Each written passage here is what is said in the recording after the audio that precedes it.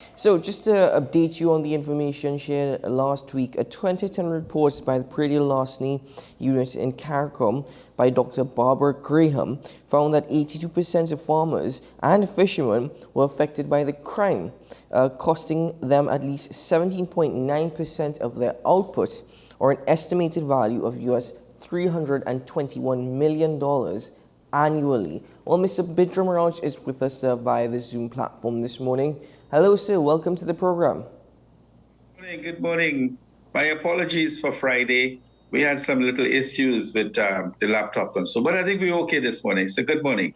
It is a good morning indeed, and no need to apologize. It was on our end as well, but thank you very much for joining us again this morning. So, straight into the meat of the matter. First off, the Minister of Food and Agriculture, that is the Honorable Kazim Hussain, last October, he actually he publicly asked thieves who are committing these crimes, who are committing praedial larceny, to please stop. Has his words bared any fruit since then? In terms of action, no. What we are noticing is that the minister has tried to implement the new praedial larceny code. Now that is taking too long as far as we are concerned. And if you do not have that squad operational 24/7 and immediately, farmers are going to continue to have problems. So at this point, I will have to say no effective remedies just yet from the minister and the ministry. But is there a cost associated with praedial larceny? Is there an average? In fact, is there a specific target that thieves and livestock thieves have been aiming for? Basically, at random figures, right? We are saying that the prevalence of crop pilferage, equipment pilferage, and animal husbandry pilferage is in the vicinity of maybe 40 to 50% of the farmers' productions now. Because you see, it's just not one item. Farmers are losing equipment also. And that is where the issues are coming up now, because that equipment you're talking about they're losing is big money. So that is what is creating the issue of the cost factor. Mm-hmm. Well, this affects multiple avenues. It affects the livelihoods of farmers, of course, but it also affects the availability of food and food outputs for the rest of Trinidad and Tobago. To what extent now is this becoming more and more alarming, even given the fact that the rainy season is here and floods already affect farming as is? With praedial larceny now, what is it that, if any, warnings that you'd like to extend to Trinidad and Tobago? Well, last November, we issued warnings about the price increase, and it did so said, so done. But we also said what was going to happen this year with the dry season. Now, we are having a lot of goods on the market right now, produced and so, that are much, much, much more affordable at this time. With the influence of praedial larceny, with the increased cost of chemicals, with all of these issues that are surrounding the farmers, right? What is going to happen? We are going to see some increases, in particular items that we were not able as farmers to produce in bulk. For instance, tomatoes. Because of the type of dry season we got, tomatoes production had fallen. And then in last month, when we got that just sudden shower just before April, what happened? A lot of the tomato farmers, they lost a lot of their crops. Now, as you would realize, we are having some flooding in certain areas. Right now, in the Lupino area and Orange Grove area, we are having some issues. The floodgate at Orange Grove is not working properly. So some of the farmers are also complaining about that. Now, when people complain about the price of produce, and they're talking about and comparing the price of our produce here compared to bringing in like, apples and mangoes and that kind of thing. These are the extenuating circumstances we have to take into consideration. Those conditions that surrounding the price and what the farmers have to face in Trinidad and Tobago. Well, one of the other things that you'll have to face is praedial larceny, which is the sense of our discussion this morning. In fact, the Sills Farmers Support Group has come up with a 7-point plan with suggestions, solutions to deal with praedial larceny. How did this plan even come about? I understand that there's great frustration, and as you mentioned earlier, at this point, it seems as though the minister's words has not necessarily bared much fruit. But is it solely based off of those two particular instances that has led to the creation or the formulation of this 7-point plan? Basically, we have been talking to the country about praedial larceny for the longest while. We have been talking this over a year now, and we knew this was going to happen at this time. It is getting worse. Crop pilferage is worse stuff now. Equipment. What is also going on now? Our farmers, our members are complaining about holdups. So you go to sell your products at Macoya Market at 3 a.m. in the morning. You finish at 8 o'clock. So let's say you leave Macoya at 5:30, 6 o'clock. The bandits are casing the farmers, following them, take them on the road, and if they don't get them on the road, they take them at home. And this is where the home invasions are coming into play, right? Worst off, you would find that when and if a farmer makes a report to a police station, they will tell that farmer, listen, we don't handle that. You have to go to the praedial larceny squad. This squad is not really, in its full gear of capacity to work at this point in time.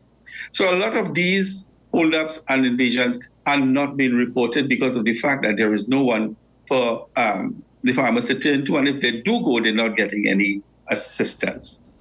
Now, one of the major problems that our farmers are facing is repeat offenders coming back to their property. One farmer has been complaining 5 times he lost his crops, another one 10 times. And it is by the same people from, the community who are doing this. And these are the issues why, we have moved to try and assist. Okay, so a couple of things to dissect from your response. One, it seems as though injustices on the part of the TTPS, if we were to go with your words this morning of experiences of farmers, that's absolutely ridiculous, because as far as I'm aware, you are entitled to make a report about any home invasion or even these crops being lost to a police station, who should then forward it to the praedial larceny squad.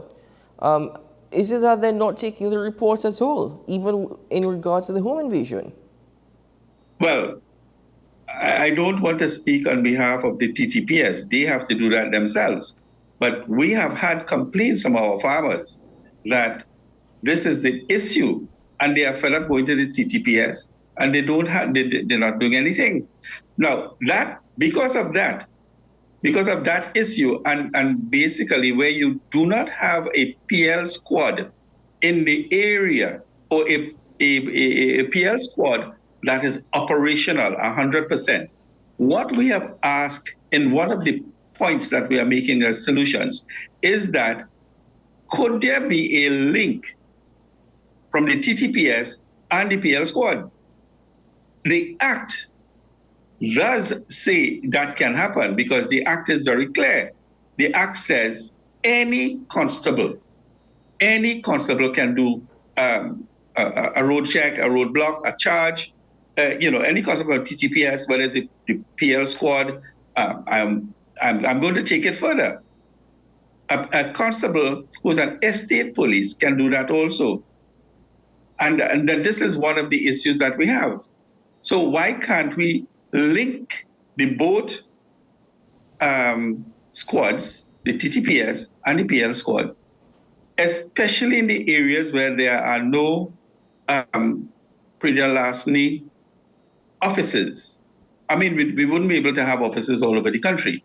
So what about if we take some officers from the PL squad, we train them in what we are doing, and let them reside at the TTPS stations to handle these issues. And they could also help in patrolling also. Now, That's just one suggestion. I know that throughout the course of the last year, we've heard of the damning reports of the praedial larceny squad, and when I say damning reports, I meant in regards to its functioning at least. There were questions about whether or not it can continue, whether or not it has sufficient resources. At this point, this morning, what is the latest with respect to the functioning of the PL squad? It is functioning, but very, very, very small, very bits and pieces.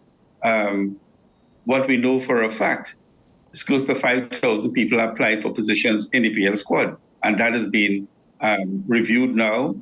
What they can do, they can probably only hire about 600 to 700, because that is where the resources can fill, and possibly 5 vehicles to man the entire country.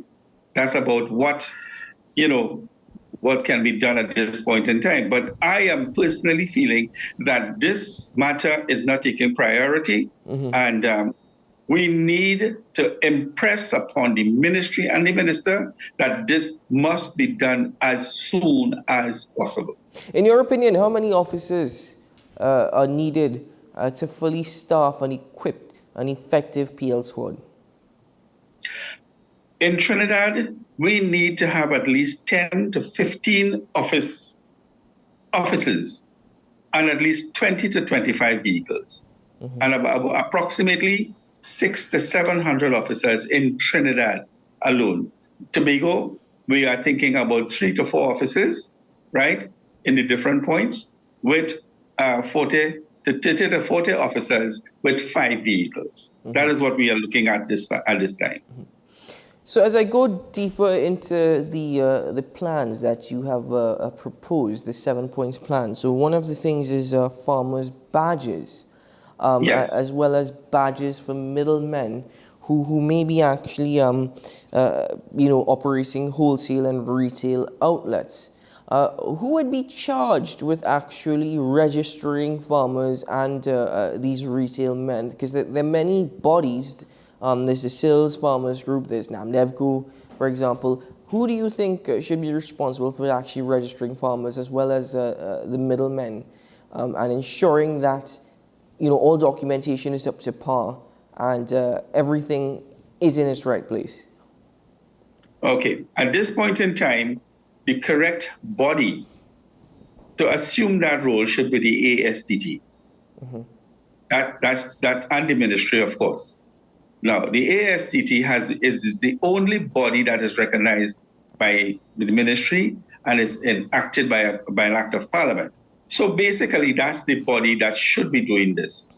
But because of what is going on in the ASTT, our group, the Sills Farmers Support Group, right? We have just gotten an office. Well, for the last 6 months, we have renting an office and assisting farmers to do that, to get their farmers' badges and to also get the traders' badges. Now, the traders' badge and farmers' badge are 2 different things, right? Now, in the farmers' badges, you have the permanent farmers who have land tenure, and they can get a badge, right, for 3 years.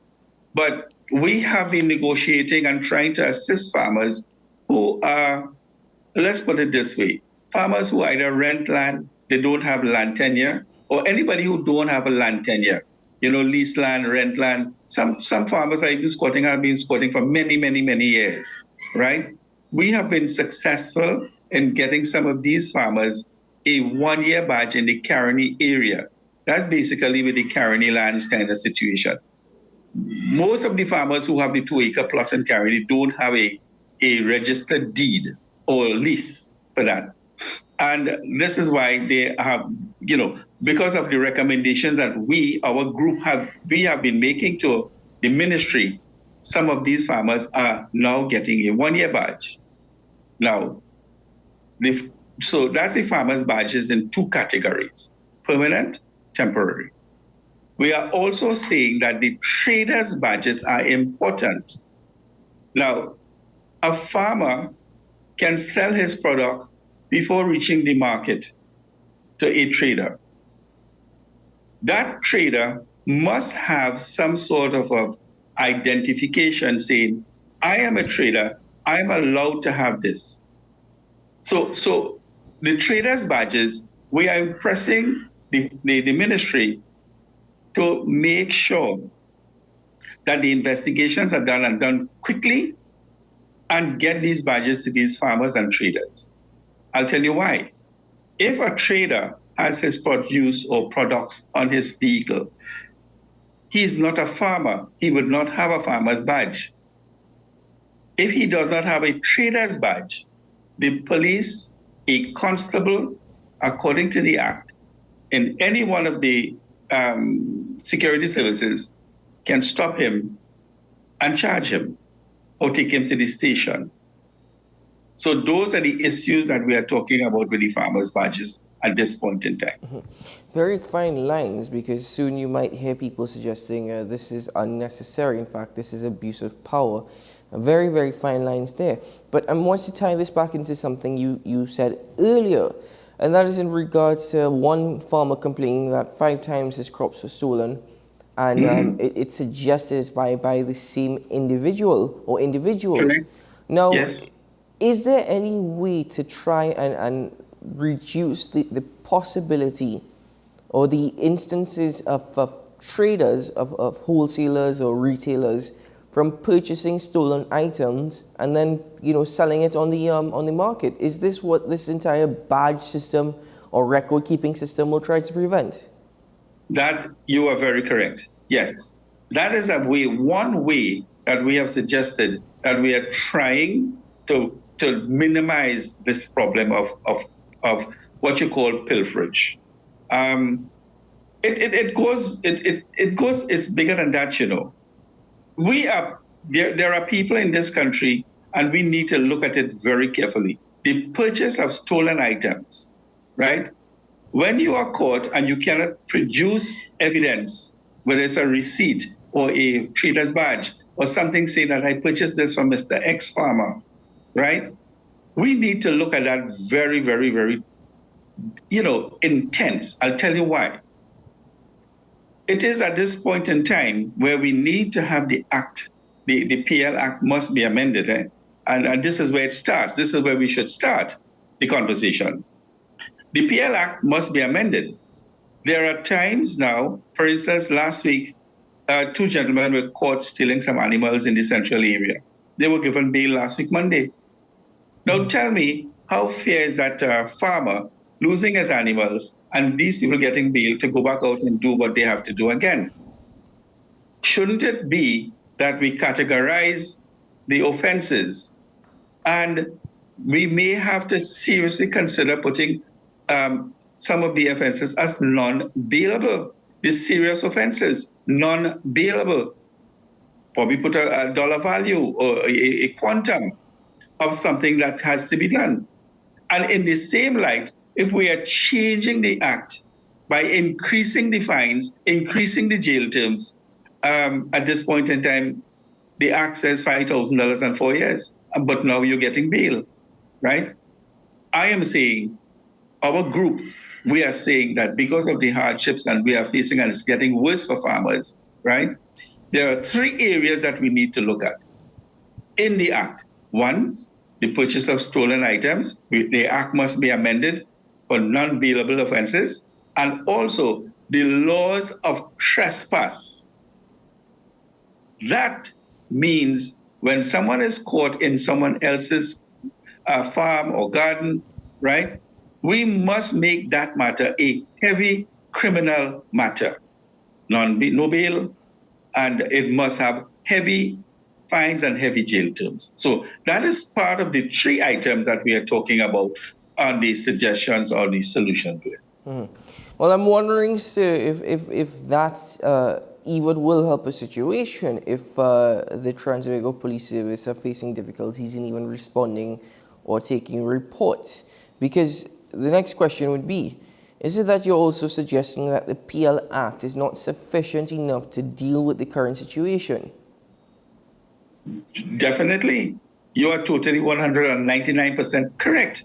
And that's where we are having this conversation, and we are trying to get this information to the minister, to the ministry, to the population. So people would not, accuse farmers of, randomly increasing prices, because there are extenuating circumstances surrounding farmers, and we have to be educated on what these issues are, right? Now, when you look at another issue of the act, when you have let's say someone is caught and the produce is taken in for evidence. Yes, you can photograph this evidence, and so you can photograph the animals in evidence. But you know what? Sometimes, because it's produced, you cannot delay the process. It should be done immediately, and sometimes there are no photographers around, police photographers, to do this. And what happens to the produce? The produce starts to change. It's perishable. And the farmer they lose that, and they lose the money that goes behind it to produce it. But also, a technicality in the law does not account for this situation. Let's say you have tomatoes, and it is photographed one way, and the evidence shows that the tomato is in a different looking position, a different type of condition. There's a loophole that says that is not the evidence that's not what I brought here. And the loophole can say similar, this is not what it is, because no farmer can mark every tomato for identification purposes. None. Or avocados or oranges. They cannot. There is no way that one can say, this is my tomato, I have a mark on it. So one of the issues that we have to look at in the Act is the identification process of the produce, and the animals too. Even though people are tagging the animals, right, they may not have a direct link or mark to the animal, saying that this is my animal. So that is one of the areas we have to look at also. Well, that ties in also to the responsibility of farmers and the measures that they themselves are actually implementing, whether or not they're securing their property to the best of their ability or even securing their land, because that will be one of the suggestions from the public. But we're more or less out of time. I must push this question into this morning's conversation, and that is with respect to another suggestion, and that is making available FULs to farmers so that they may be in possession of licensed and registered firearms. Is this something that you have been advocating for with the Commissioner of Police? Well, yes, but I want to take a second and go into a little bit detail of that. One, we're talking about a special court to link farmers offenders who have been,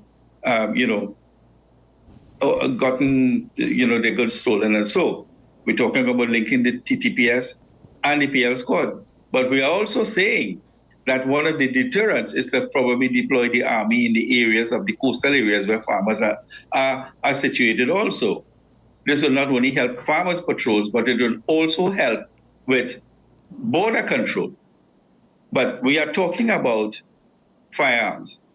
We were able to speak to the commissioner at the Security Forum, which was hosted by the Confederation of Chambers 3 months ago. She indicated to us, please stay back, I want to speak to you. We did this. We are awaiting a call from the COP. At this time, we are still awaiting to find out when she will meet with us so we can discuss this item of firearms issuance to farmers. We are awaiting this right now. We are saying it is time. It is time for farmers to be protected. Bona fide farmers must be recognized, and let's be realistic. Farmers have to work with cash. So they're a certain target. So we need to be very careful, and we need to have this conversation. This conversation must be started. We have started the conversation, but we need to get the support of the Ministry of Agriculture to assist us to push this one forward. Is that support there, by the way, from the Ministry of Agriculture? I cannot answer that question because it was never discussed. Not specifically to FULs, but generally, would you say that the support is there? Basically, yes. They do support our group. I can testify to that fact. They do. If we call on the minister, we call on the junior ministers, we do get support. I will not deter from that. But you see, it's a situation where I personally find the process, maybe I come from a different background of business, and I find the processes move in a very slow way in that ministry. That's just me. So if we have a conversation 3 months ago, you don't see something coming up until you actually get in there and say, look, well, what is happening with this? What is going on with this? This is what is going on here. Look, farmers are complaining. Monies have been put aside for grants for farmers. And the committee that is supposed to oversee this, they are taking too long. Farmers are complaining.